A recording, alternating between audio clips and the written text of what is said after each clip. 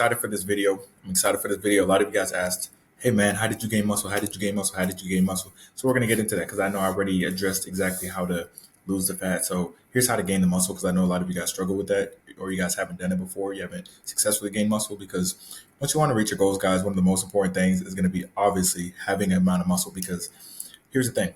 When you want to look aesthetic, you have to have high muscle, low body fat.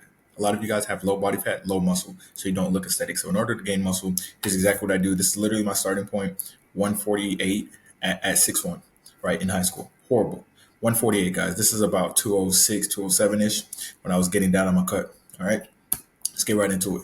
So listen, when you're skinny, the first thing you're going to want to do is change your mindset, right? And it's going to take time to change your mindset. Obviously, it's going to take time.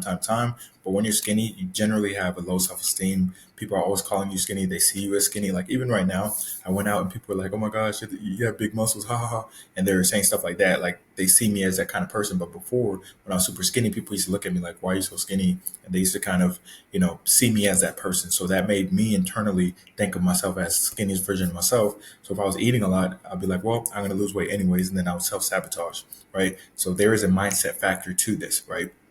And if you, like I call it identity theft, right? So here's the thing.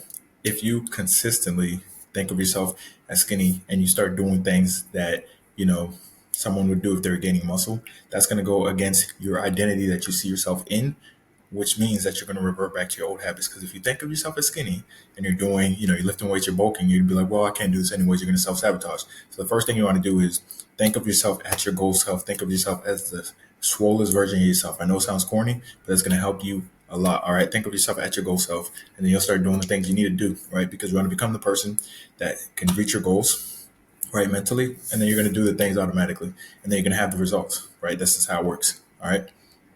Self belief is one of the most important things. I know a lot of people ignore it. All right, so this is some basic ass muscle building nutrition.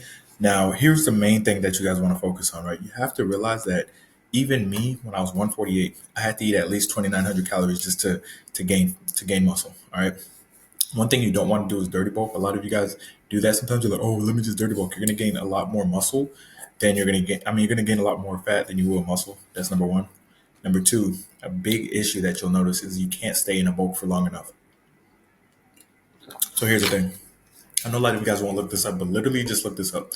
As a newbie beginner, you can gain 20 to 25 pounds of muscle in your first year of lifting, right?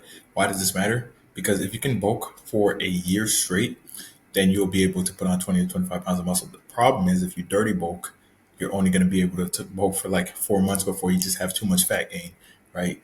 But if you lean bulk, you can bulk for a year, 2 years. 2 years of lean bulking, you'll literally put on a significant amount of muscle. You'll put on about 30 to 40 pounds of muscle in your first 2 years of lifting if you've never touched weights before and you're consistently bulking. All right, I know that sounds crazy. You'll look way different, and that's the benefit of it. All right. So look, like I said, example, if you're 22, 5'10", 155, you need about 3,000 to 3,500. That's just a rough estimate depending on your activity level, things like that, right? So that's what you're going to need. And one of the things you need to realize when you're bulking is just because you're not hungry doesn't mean you don't have to eat. If you want to gain the muscle, you have to do what you need to do regardless of how you feel. A lot of you guys don't realize that. A lot of people say they have a fast metabolism, but when I monitor their habits, they overeat for 3 days and undereat for 4 days. So they're eating at maintenance when you average it out. All right, very simple. And you can use a calorie calculator to find your calories. You can just type it in online. But here are some basic breakfast options. Like when I was bulking, I literally just did option. Yeah, I just did this one, option one, right? I would do eggs. That would be 2 packets of oatmeal. Back then, I used to do the whole oats. I didn't do the packets, and then I would do like raisins on top. Very simple. And then I would do post workout shake. I just put a bunch of calories in there. I put like 2 scoops of protein, bananas. I even at one point did mass gainer, which is a horrible idea. All right, that's not a good idea to do mass gainer. I'm not gonna lie. All right, that's gonna make you gain a lot of fat, but it's also gonna make your stomach feel like absolute shit.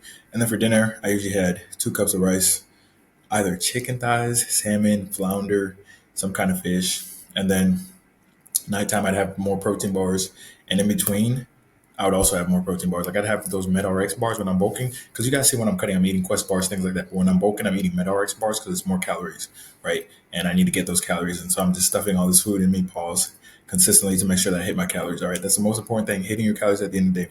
If you miss a meal, cool, just combine 2 meals. All right, no excuses. All right, so like I said earlier, finding the right amount of calories for you is going to be important. Now, here's the thing: when you first start off, since we are clean bulking, and here's where I started: 6'1", 148 point like two or some shit. I used a calculator to get a rough estimate, and it was like 2,900 calories, which was a lot for me back then. But I had to eat it, and after like the seventh day, I was even hungry. But I had to eat it in order to gain muscle, and that's what you guys got to realize. Got to do what you got to do, regardless of how you feel, guys. One of the most important lessons you'll learn in this journey. All right, so obviously you add about 200 to 300 calories every time you plateau. So by the time I got to about 170, I wasn't gaining any more weight, so I had to up the calories to like 3,300 ish, 3,200. And then when I got to 190, I had to bump it up to like 3,700, right, or 3,600. So you might have to do that as well. So just be aware of that. But it's very important that you track everything and you're consistent, because if you see your weight going up and down, it means that your calories are going up and down, right? If your weight is going up and down consistently, right, every single week, it just means that your calorie intake isn't accurate. So you have to track your calories. Got to track it in MyFitnessPal. Do not guesstimate. Your guesstimations will not be right. Trust me. I've been there. All right. So here's the truth, guys, about building specifically muscle. All right. Muscle building and gaining weight are often misinterpreted as being the same thing, which is the most annoying thing in the world to me. It literally irritates the shit out of me. Like people are like, "Oh my god, I'm gaining weight, I'm doing good." Like people gain 15 pounds in a month and they're like, "Oh my god, I'm doing good." No, you're not. You don't want to gain 15 pounds in a month, because you're going to only gain maximum 3 pounds in a month, unless you lost muscle and you're just gaining it back. Maximum, you'll gain 3 to 4 pounds in a month. So if you gain 15 pounds overall, that's like 10 pounds of fat, right? And the more fat you gain, obviously, the worse your insulin resistance, but also you're not going to be able to be in a bulk long enough, right? You're going to get to like 20% body fat. Like if you start at 15% body fat on your bulk, or 10% body fat in your bulk, and you gain 15 pounds a month, after 3 months, you're going to be at like 20% body fat, and you have to cut back down. All right. So you can actually keep building muscle. You don't want to be in that catabolic state where like 25% body fat, a lot of estrogen, and you just have a lot of fat, and you have high blood pressure and all that shit because you're eating so unhealthy. All right. Like I said, naturally you won't be gaining, 20 pounds of muscle in a month, but a year it is possible. All right. It's one of the things that people need to realize. A lot of people don't realize. Like I said earlier, you can gain 20 to 25 in the first year, which is awesome, but it's not going to happen in a month. So if you gain 10 to 20 pounds in a month, best believe majority of it is not muscle. All right. Just prefacing it with that. All right, so part two, guys. So to get a good amount of muscle, right? Not only do you have to be consistent in the gym, but you got to realize that you have to progressively overload. You're just gonna have to do it. You're gonna have to progressively overload. All right, so it just takes time for you to build the muscle, because you're not gonna go from lifting fives to lifting hundreds on shoulder press. It's not gonna happen. Like when I did incline bench, guess what? I started with dumbbells 35s. And then guess where I got to years and years later? Consistently bulking. I got up to 130s. All right. And they had dust on them, right? At the Southwest Gym. If you guys go to UF, you know what I'm talking about, but they had dust on them. So I got to the 130s, but that took years. It didn't take 1 month, 6 months, 1 year. It took years and years and years of being consistent. All right. So if I could redo it and do it over again, instead of bulking and then stopping and then restarting the bulk, then stopping, then restarting the bulk, and then cutting, and then bulking, and then cutting, then bulking, I would start at a lean body weight, right? I would get lean first, get to like 10 to 13% body fat first, and then go on a 2 year bulk. All right, I would go on like a 2+ year bulk, at least 3 years. You go on a 3 year bulk, you'll have a good amount of muscle. You go on a 3 year bulk, because here's the thing: first year, men, we can gain 20 to 25 pounds of muscle. Second year, about 10 to 12. And then the third year, about 7 to 10. So let's just say, best case scenario, you gain 25 this year, 12 this year, that's 37. And then you gain like, 6 this year. So you gain 44 pounds of muscle in literally 3 years. So you're going to look completely different. Right. So then when you cut down, you're going to look like you're on steroids. And people will be like, "Oh my God, what happened? I saw you 3 years ago. You weren't like that." It's because you were consistent putting the work in. Right. But a lot of you guys don't realize that. And you guys just give up after like one day. All right. Muscle building workouts, very simple, guys. Do the movements with the highest return on investment, which is going to be compound movements. Do the movements with the highest return on investment, which is going to be compound movements. All right. So compound movements are going to be your best friend. You're going to want to make sure that you hit those. All right. So push pull legs is a good thing to do, because you can hit everything, twice in an 8 day span or 10 day span. If you want extra rest days, you can do push pull legs, rest, and then push pull legs, rest. And that'll be like a 10 day split. Right. Very simple. Or you do push pull legs, rest, and then push pull legs, rest. You can do that too. All right. So yeah, it allows you to hit every muscle twice, And with push, you can hit your chest, you can hit your shoulders, do compound movements. You'll build as much muscle as possible in that amount of time. And of course, over time, like here's the thing, over time, when you get used to the movements and you build muscle, your posture will get better, right? When you're building muscle, your posture is going to get better. Then you're going to get better at the movement. Then your mind muscle connection is going to go up. What happens when your mind muscle connection goes up? You feel the muscle more, you get a better pump, right? You start building more muscle. But all of that takes time. You're not going to have mind muscle connection if you only hit, incline bench twice in your entire life. So be patient. All right, progressively overload, right? So here's the thing. I mean, this is flat bench, but obviously I started with like 135 and then I got up to like 315. Same thing I did for incline. Like I noticed when I started on the Smith machine, I wasn't very strong with the Smith machine. I was like struggling with 135. But once I started bulking and I started getting strong on the Smith machine, I started noticing my upper chest getting bigger and bigger and bigger, right? Because that's what happens over time when you progressively overload. All right. Like I said, with the incline dumbbell, I started with like 30, 35s or 45s for 6 reps and I was struggling. And the peak of my bulk, I was doing 130s for 7. Things like that. Just like when I first started squatting, I was doing what, 225 struggling. And then the peak of my bulk, I was doing like 315 for sets of 12 to 15. Literally like 5 sets of 12 to 15 reps, literally going ass to grass on squats.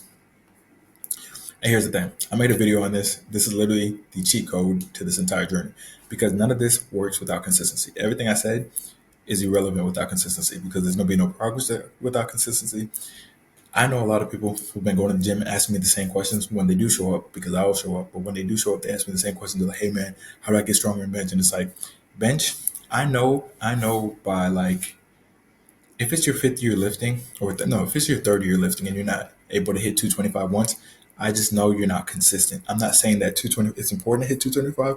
I'm just saying like after 3 years of being consistent with lifting and hitting your protein numbers, if you're hitting your protein numbers, literally everybody could do 225 on bench at least once, right? Because you just built enough muscle and you got used to the movements and you worked all your muscles. It's just that simple.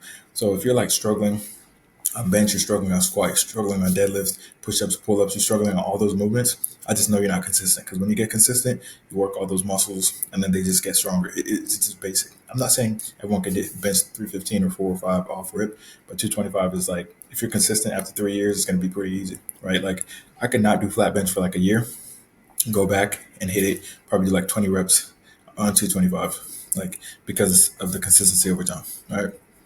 And you got to realize that building muscle is going to take thousands of repetitions, not one, not two, not three. A lot of people do curls and they feel their biceps and they're like, hey, man, when do you think I'll see progress? Just shut the fuck up and keep working, man. You got a long way to go. A lot of people have that overnight mentality shit, and that's why most people fail on the journey. All right. So, yeah, if you want your dream physique, you have to give it 100%. You have to give every day 100%, and you have to be consistent with it. All right, now, like I said earlier, how your life will change. All right. And by the way, listen. You see her admiring, bro. Look, you see her admiring, bro. Because what y'all don't realize is like, y'all see these videos and these pictures and you guys see me talking and stuff. But like I tell y'all, all right, putting on actual muscle, like actually doing everything I just laid out is so rare that, I mean, me saying it, I don't know who's going to actually do it, but it's so rare. Like it's literally so rare. It just is. At the end of the day, a lot of skinny dudes are going to watch this and they're going to bulk for 3 days. And then, like I said earlier, they're just going to starve themselves for 4 days and be like, oh my God, my metabolism's fast. Your metabolism is not fast. You're just not eating enough. It's not that deep. Just fucking eat more food. Like seriously. But anyways, when you're skinny, you're overlooked, you feel lame, lack confidence, all that stuff, right? No one takes you seriously. First impression is horrible, all that shit. But once you put on that muscle, man, people gonna look at you with respect. I remember after this, like after my bro took some pictures of me, like some dude, like he was like, "Hey man, you got my dream physique, man. Keep it up. This is that, right?" And your confidence is gonna increase not just because of your outward appearance, but because you kept the commitment to yourself. Very, very simple. You kept the commitment to yourself, so you're literally going to be more confident because of that. You're not going to be more confident because, oh, I look a certain way. It's going to be because you kept the commitment to yourself. Because a lot of you guys watching this video right now, guess what you guys say? You guys say, hey man, this is my year, man, I'm gonna do this, and you don't do shit. And you're in the same position for the next 10 years. Everyone I went to high school with, they all got fitness goals. Guess what? They're like, hey man, like I got out of control, bro. I'm almost 500 pounds, or I'm 400 pounds, or I'm 300 pounds, or my cholesterol's high. Like this is my year. And then when it comes down to committing and starting, they just don't. Right? That's just the reality. All right. It's very simple. Now, link will be in the description if you're ready to lock in, put on some muscle, stay blessed.